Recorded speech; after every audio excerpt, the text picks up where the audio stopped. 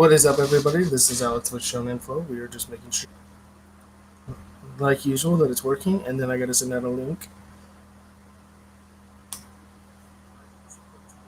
Cool.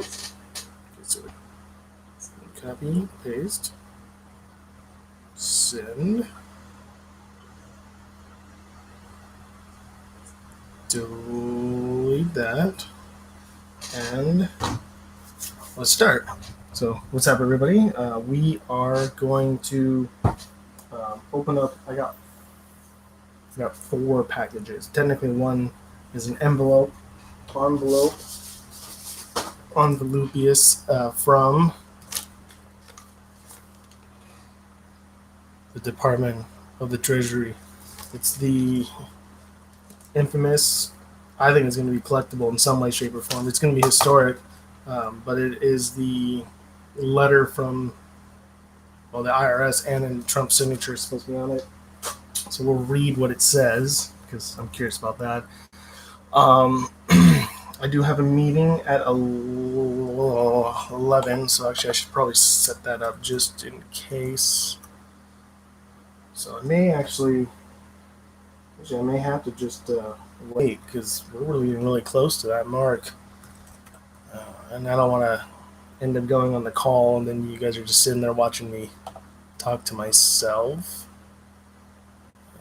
Let me make sure I find that email. Move that over there. There we go. I have a huge package coming. Today from 100% Electronica. So excited for that. So that's why. Oh.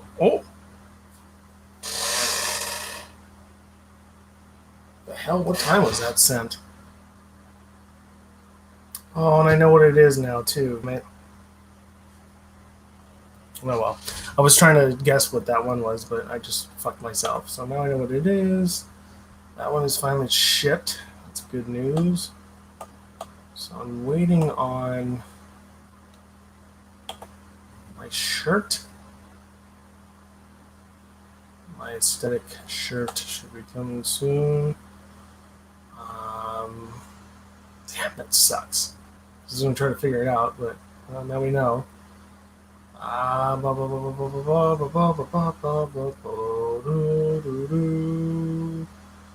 am looking for my boss's original. Holy crap. What the hell? Where'd he go? Oh, it's in the. I don't like how this is set up. At least with my phone, you get the old and new messages are just all in one. This is new, and then this is old now that I'm looking through. You guys can't see that though. Yeah. Zoom meeting. So I'm going to join that. Remember this choice for Zoom meetings. Yes.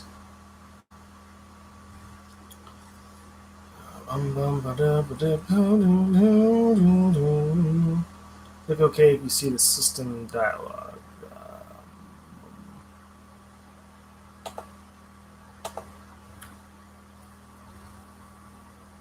What the hell? Oh, please wait for the. Okay, here we go. So I believe I can. I believe I can exit this. I'll just close that. I'll remove. Close that window. Yo!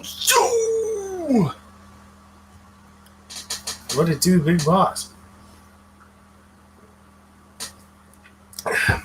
Actually, 2 of his packages that he sent are here with us right now. Yeah, we'll give it a go. And then we'll have something to watch later. What I did want to mention, though, is I used the Badass Beard Care Hogwash El Barista again the other day. And I don't know how well that's going to be. Oh, yeah, you can kind of see that. This was actually like at this mark. And so I shook it up because it does say, I don't know how well you're going to see that. It says say shake well before use. So I shook it and I started putting in my beard, and it smelled good at first, and then all of a sudden it was like, whoa, it was so chemically, and I don't know what happened. I really see it's like almost semi solidified now. Now it's like it's weird. I don't know what happened. I don't some weird chemical reaction happened, and it ooh, it's still it's bizarre. Like it smells like ammonia to me now, and I don't think there's ammonia in this at all. So I don't know if some weird reaction happened, something went into it that I don't know about, but like that just ugh, I don't know. The oil and the beard balm still smell great, but something happened to this, so I don't know what the deal was there. I gotta get that smell out of my nose. With one of the things that should be in one of these packages, which is one of these bottles. So we will see in just in just a minute. I'm actually supposed to see Big Boss later on today, so I'm gonna let him have a smell on that, and then bring him some of the things that we got. But what we're first gonna do is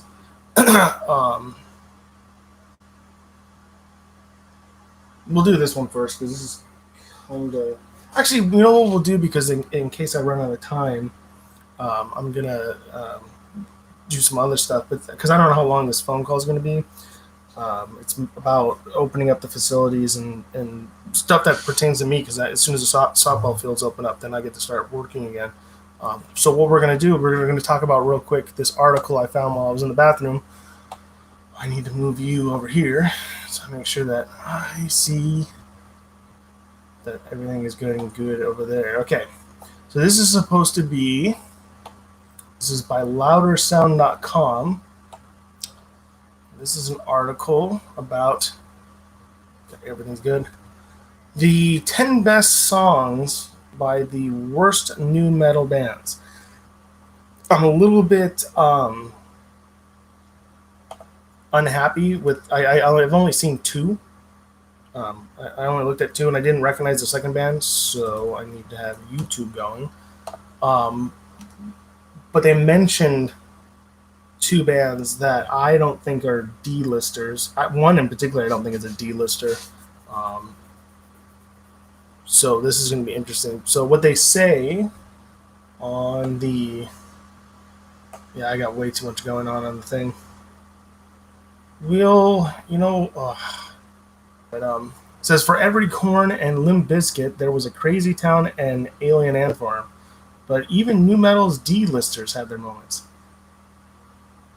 Yeah, Crazy Town had like one song. You know, and the truth is I've never actually listened to anything other than Butterfly. And I'm okay with that because that's one of those songs that it's just like this model. In capital age where you start to form a bit of your identity. But Alien Ant Farm had a lot of good music. I mean, their anthology album is flawless from top to bottom to me. I think it's one of the greatest albums of all time, especially in my generation of growing up. I don't think there's a single song on there that I hate. But we will try to go into this with an open mind. So this is the 10 best songs by the 10 worst new metal bands. So here we go. So new metal dominated the late 90s and early 2000s, catapulting countless surly suburbanites with keychains and baggy shorts to fame. Yet for every Korn or Limp Bizkit, there was a Crazy Town or Alien Ant Farm. A bunch of second division chancers who spotted the bandwagon hurtling through town and jumped on it. Still, just as you put enough monkeys in front of enough typewriters for long enough, you'll get the work of Shakespeare. So every single one of these bozos hit pay dirt once with a truly killer song. We rounded up 10 of them here for your delectation. Let the bodies hit the... Oh, dude. Well, I know who else is going on there. Let the bodies hit the floor. You should know that one, too. Okay, the first one I did... like I said, I saw the first two. I didn't dive into the second one, something like that. Rich folks out there in those gatos. Oh, by the way, we are going to be snapping open another one of these Dukes. Excuse me, these Duke tall boys. And we are doing the hot and spicy.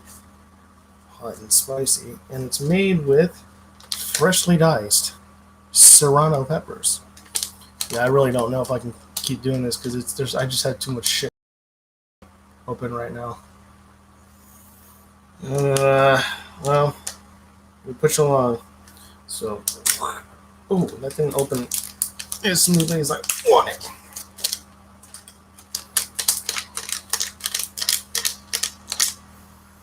I'm pretty sure I've had this particular one before. I bought two more of these hickory peaches because they're fucking brilliant. So let's just take another swig of this. This is what's been going on lately?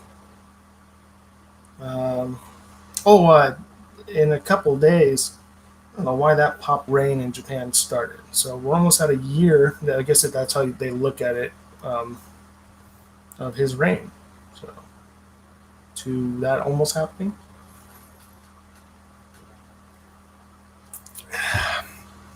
Anyway, so I'll take a little nibble.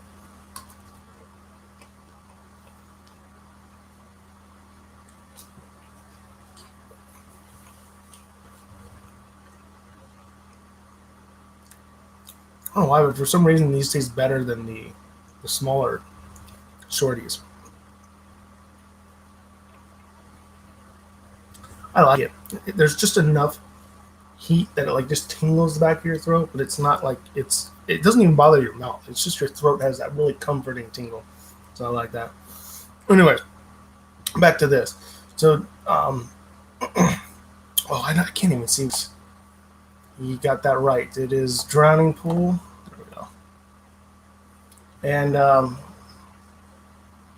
actually I might have to make my a little bit smaller so that way we can see. There we go. That might work. Okay, so we can see what's going on. But yes, Drowning Pool. Thank you. So they have a couple other really good songs, especially from their first album. But the big problem with them is their lead singer, Chris Brown, and not the Chris Brown that beat the shit out of Rihanna. That guy's a dirtbag. But Chris Brown track is kind of a dirtbag. He's strangely enough, when you're from Los Gatos, but I guess if you're really wealthy in the Bay Area, you might be leaning towards the right-wing side of things.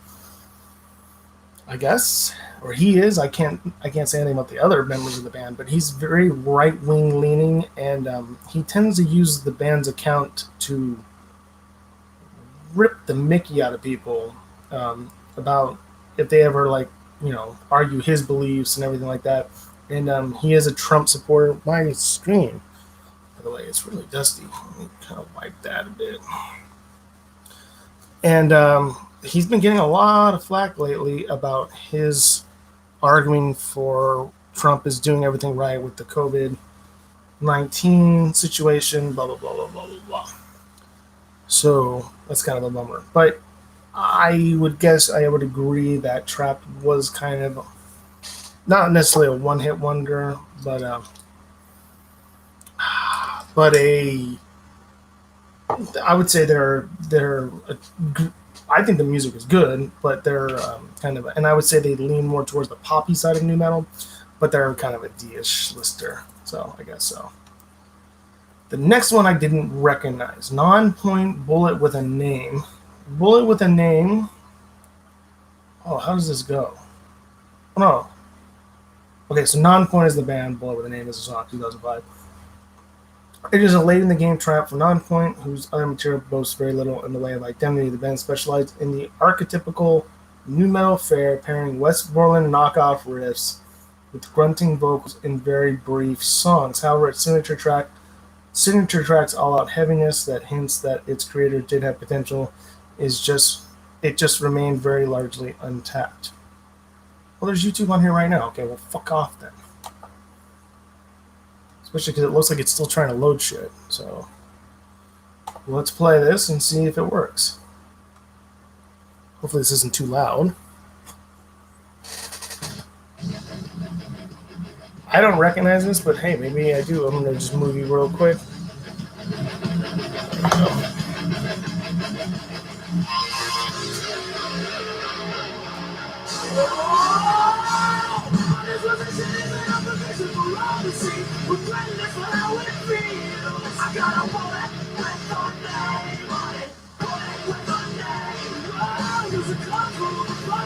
I know I'll get, I don't care about the demonetization. I don't make money off of these things. I just want to make sure that the video doesn't end up getting muted. I don't recognize that song at all. Oh, I recognize the next one. But yeah, I don't recognize the song at all. It definitely sounds like your generic D-lister style. Like, this sounds like it fits the mold of new metal. I remember this song from a racing game. See, Big Boss is a big racing kind of a guy. So I know he's listened to some stuff that I haven't because he plays those kind of games. So this is why I like having you on the thing, man. So that way I get a little extra background. But yeah, so that sounds about right. That sounds like something that would be in a racing game. I won't deny that. I gotta keep track of time. 20 more minutes. The next one, I know he knows. My old buddy Josh. These guys, because Edema actually, their first album was really good and stable. But this is from their second. Oh, this is from the Mortal Kombat.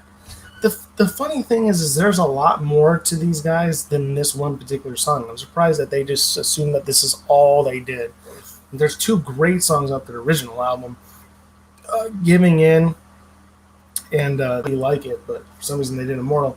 So it said, let's face facts. Anything even remotely connected to the Mortal Kombat games instantly becomes fucking awesome.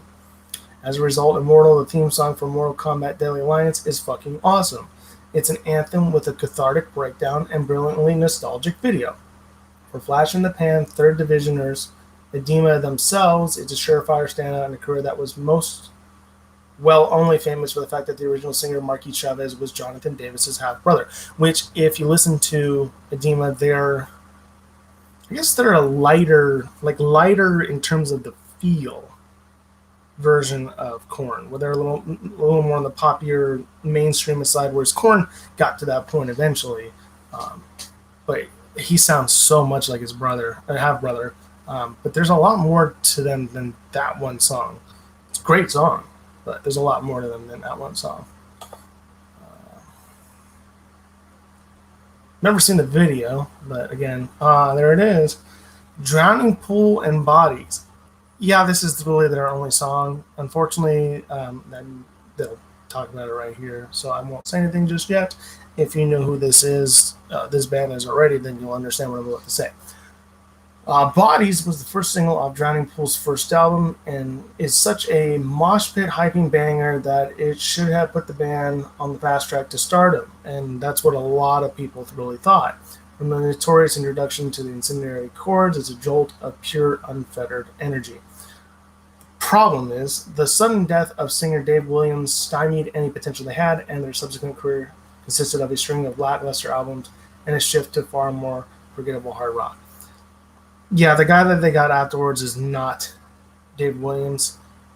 He ended up dying from a heart condition. So nothing drugs or anything like that, suicide. He died of natural causes. I believe he had a heart condition from an early age, and it took his life. He was only I think he was like maybe close to my age now. You know, obviously this was a long time ago.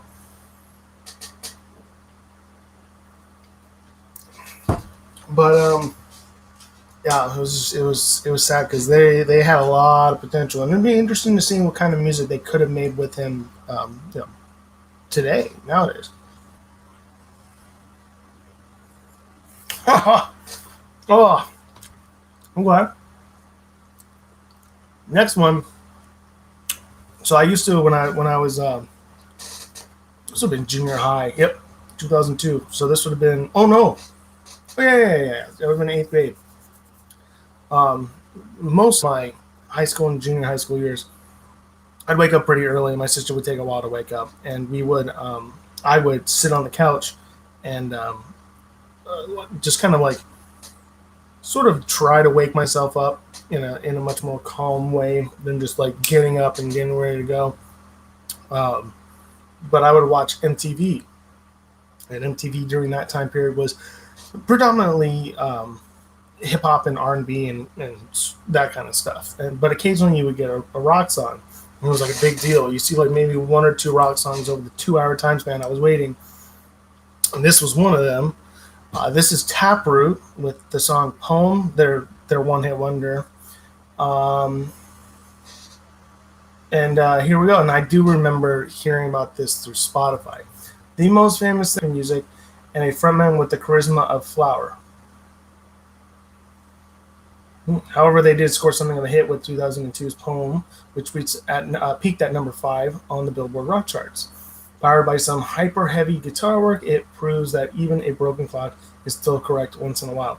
I didn't know that their frontman was kind of like dull. Never listened to him do do interviews, but Tippet Days, hell yeah, Tippet Day, god damn, I miss those days. Tippet, well, if I do this afterwards, I'm going to try to do this afterwards because I want to open all these packages because I did promise this man I would do it after. I would show all this stuff, but I am getting close to the meeting to start, so hopefully he'll be on afterwards. Hopefully I'll have time to do something afterwards, and hopefully you, Mr. Big Boss, will remind me about Tippet, and I will try to explain Tippet the best way I can. Anyways, moving on. What was that, number 4 or 5? Oh, here's another one. Back when MTV played music. Yeah. Yeah. Yes, indeed. Okay, the next one is Puddle of Mud. She Hates Me. I like Puddle of Mud, but Puddle of Mud gets a lot of flack because they were kind of the post-grunge version of Nickelback. I still like objective point of view as opposed to a subjective one because I grew up in that small window with Puddle of Mud. I would probably maybe agree, but there's just something about I like Blurry better. I don't know why they didn't choose Blurry, but they chose this one, and I actually don't care for this song that much. But early 90s angst long after that circus left town, and my connection is unstable again, and selling a frankly baffling 5 million copies of their debut. Alfred Durst signed them to his label. Flawless streaming is buffering like crazy. Yeah, so I got too much stuff going on.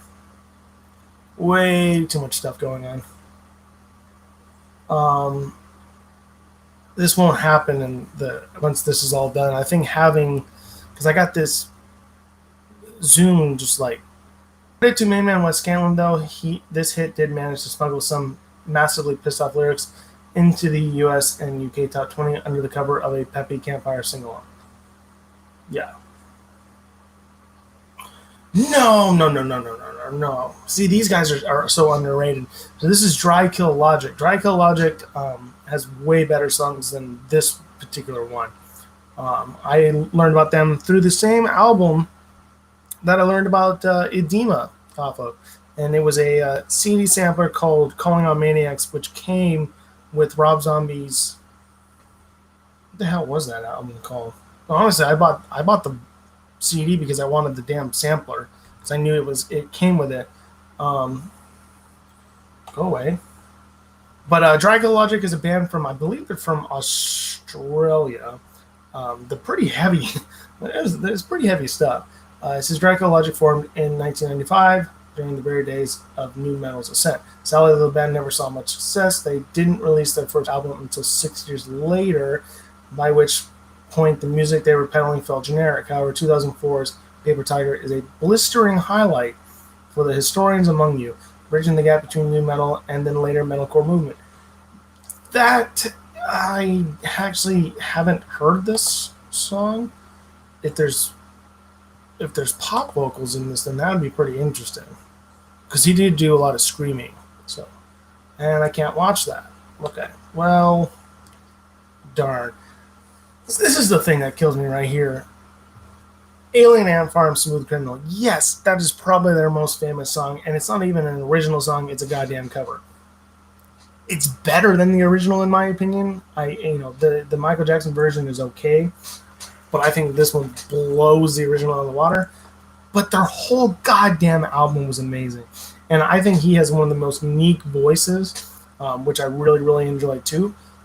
And it's totally worth listening. That one, Offspring Conspiracy of One. What was the other one? There's like three. Blink 182 Enema of the State was pretty much good from top to bottom as well. And I don't think you would say that Offspring and Blink 182 are D-listers. They're also not new metal. I'm not even sure I would put Alien Ant Farm in the new metal category all that much because they're kind of poppy in a lot of respects. But they're here and they're on here. So it says an awful lot about your band when your best song is in your own song. Anyways, this is exactly the situation that Alien Ant Farm are in with Smooth Criminal, Michael Jackson's 80s pop hit, introduced to a new audience of turn of the millennium moshers. Strong cover doing justice to the original, with Jacko-inspired whoops, and an Easter egg laden video, which also totally changing the track's genre. And it's a fucking brilliant song. It's just they're better than what they're being portrayed on here. And Earshot. I've heard of Earshot. Getaway is what Tool sounds like if they weren't progressive in any way. On, once again, the lead single from their 2002 debut album, Letting Go. Earshot recreates the icon's crawling music, and singer Will Martin captures Maynard James Keenan's dark delivery. All the while, the band are still rooted in new metal. This, combined with Martin's vocals worsening on cunningly titled Fallout 2, ultimately resulted in minimal attention of these subgenre latecomers. I think I've heard of Earshot, but let's see if I can play a little bit. Oh, hey. Wow. Jeez. Let's see. Can I play a little bit of this? I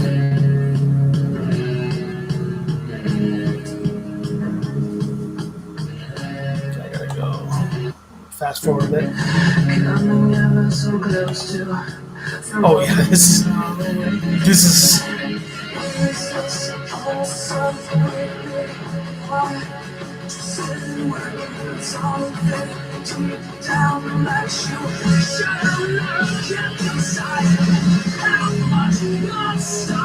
He sounds just like him.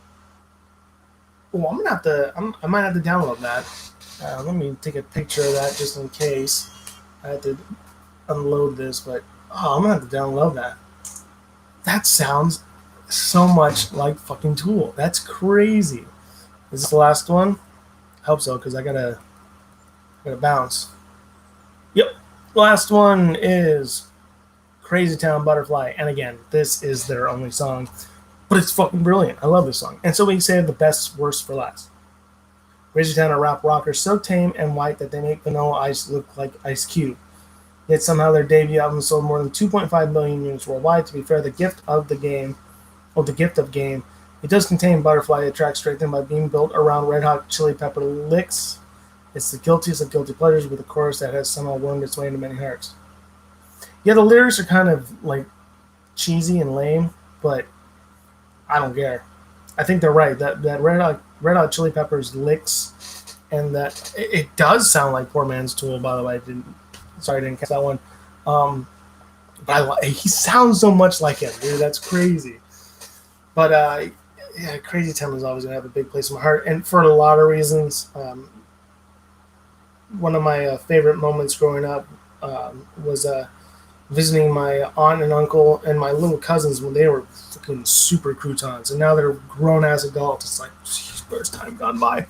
So she's big on this kind of music, and she fucking babysat the members of Death Angel. I'm like, oh, that's fucking dope. So anyways, Let me close that. I do apologize, though. I need to make sure that this is all ready to go. I gotta get my headphones on and everything. So I know we are dinosaurs now. So Big Boss, if it's okay, get back on right after. I'll let you know. I'll send the link to the next one. If not, thank you so much for tuning in. And to anyone else that tunes in down the line, I will be looking at